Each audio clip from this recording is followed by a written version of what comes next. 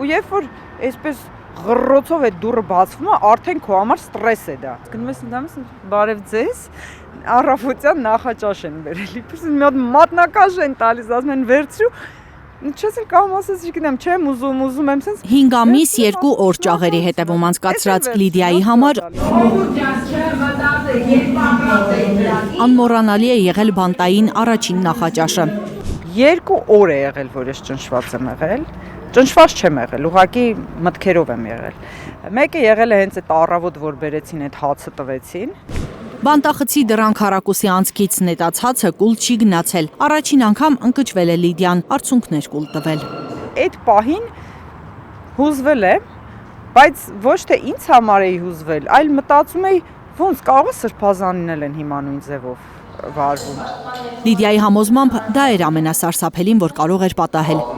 Ահաբեկչության եւ իշխանության յուրացման փորձի գործով 18 մեղադրյալներից միակ կինը ավելի ճնշող փաստ չգիտի քրեակատարողական հիմնարկների մասին, քան այն, որ նույն բանտախցերը կացարան են նաեւ հայ առաքելական եկեղեցու 4 սրբազան հայրերի համար։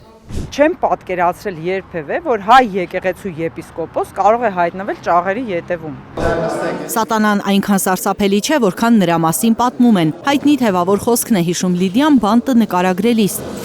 Փշալարեր, համազգեստով մարդիկ, անսովոր միջավայր ու դրան հակառակ չափազանց լավ վերաբերմունք իր նկատմամբ եւ աշխատակիցների եւ դատապարտյալների կողմից։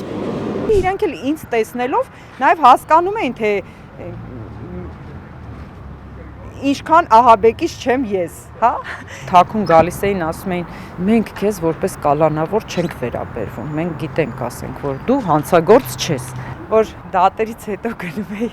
քրեակատարողական հիմնարկ, այսպես պատոհաններից դուրս էին թափում։ Տիկին Լիդիա, ինչ եղավ, չեք գնում տուն, վա, ինչի չեք գնում դուք դեռ տուն։ Որովհետև այդպես էր հրամայել Նիկոլ Փաշինյանը, վստահ է Լիդիան, իր ու նույն այսպես կոչված 18 արդարների գործով անցնող մյուս մեղադրյալների վերաբերյալ բոլոր որոշումները վերևից են իջել դատավորի սեղանին։ Շատ փնթի սարքած գործ էլի, շատ։ Հեսա որ սկսենք փաստերի քննման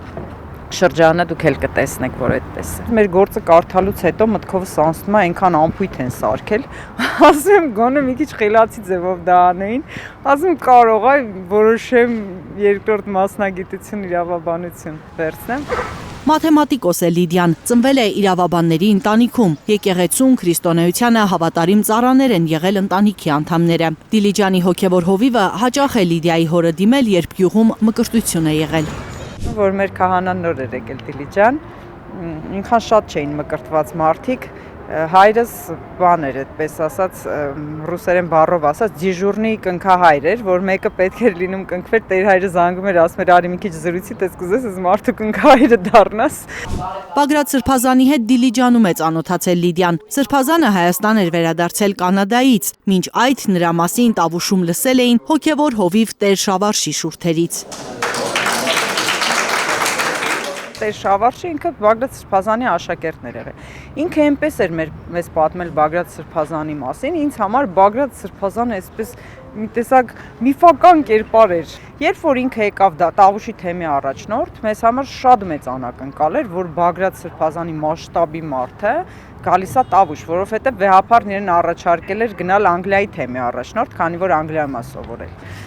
Սրբազանն ասել էր, չէ, ուզում եմ Հայաստանի որևէ թեմ գնամ, ու եթե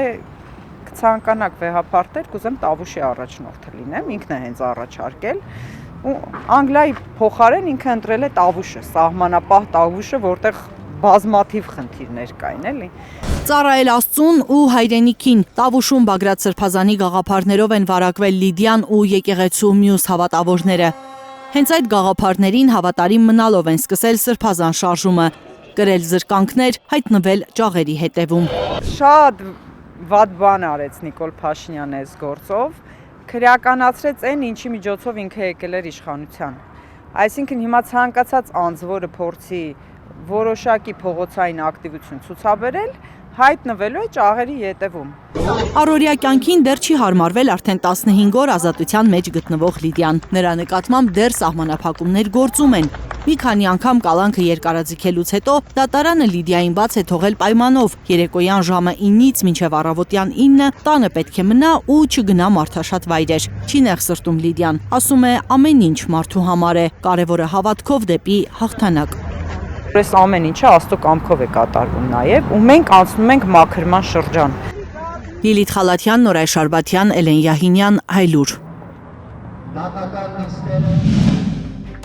Հայաստանում եւ աշխարհում տեղի ունեցող իրադարձությունների մասին առաջինը իմանալու համար բաժանորդագրվեք մեր ալիքին, սեղմեք զանգակը, որ բաց չթողնեք ամենակարևորը, ամենահրատապն ու հետաքրքիրը։